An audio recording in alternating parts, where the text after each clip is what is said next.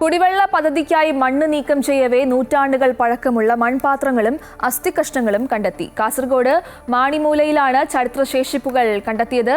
ഭീമൻ പാത്രത്തിലാണ് അസ്ഥികഷ്ണങ്ങൾ കണ്ടെത്തിയത്. ജലജീവൻ മിഷൻ പദ്ധതിയിൽ വീടുകളിലേക്ക് കുടിവെള്ളം എത്തിക്കാൻ മണ്ണുമാന്തി യന്ത്രം ഉപയോഗിച്ച് കുഴിയെടുക്കുമ്പോഴാണ് ബന്തെടുക്ക മാണിമൂലയിൽ മൺപാത്രങ്ങളും അസ്ഥിയും കണ്ടെത്തിയത്. പാത്രത്തിൽ കഷ്ണങ്ങളാക്കിയ നിലയിലാണ് അസ്ഥി ഉള്ളത്. BC 5-ാം നൂറ്റാണ്ടിനും 1-ാം നൂറ്റാണ്ടിനും ഇടയിൽ വ്യാപകമായി ഉപയോഗിച്ചിരുന്ന നോർത്തേൺ ബ്ലാക്ക് പോളിഷ്ഡ് ഇനത്തിൽപ്പെട്ട മൺപാത്രവും 4 കാലുകളുള്ള 5 മൺപാത്രങ്ങളും നന്നങ്ങാടിയുടേതെന്ന് കരുതാവുന്ന ഭീമൻ പാത്രത്തിന്റെ അടപ്പും ഇരുമ്പ് അവശിഷ്ടങ്ങളും കണ്ടെത്തിയവയിൽ ഉൾപ്പെടുന്നു.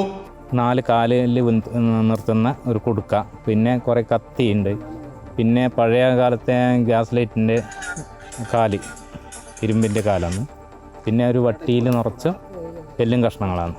ചെങ്കല്ലറകളിൽ നിന്ന് അസ്ഥികഷ്ണങ്ങൾ ലഭിക്കാറുണ്ടെങ്കിലും മൺപാത്ര അവശിഷ്ടങ്ങൾക്കൊപ്പം നിരവധി അസ്ഥികഷ്ണങ്ങൾ ലഭിക്കുന്നത് അപൂർവമെന്ന് സ്ഥലം സന്ദർശിച്ച ചരിത്രകാരൻ ഡോക്ടർ നന്ദകുമാർ കോറോത്ത് പറഞ്ഞു. ഏറ്റവും കൂടുതൽ വ്യത്യസ്തമായി കാണപ്പെടുന്നത് നിരവധി എല്ലിൻ കഷ്ണങ്ങളാണ്. സാധാരണയായിട്ട് തുറന്ന സ്ഥലങ്ങളിൽ എല്ലിൻ കഷ്ണങ്ങൾ ലഭ്യമാകാറില്ല.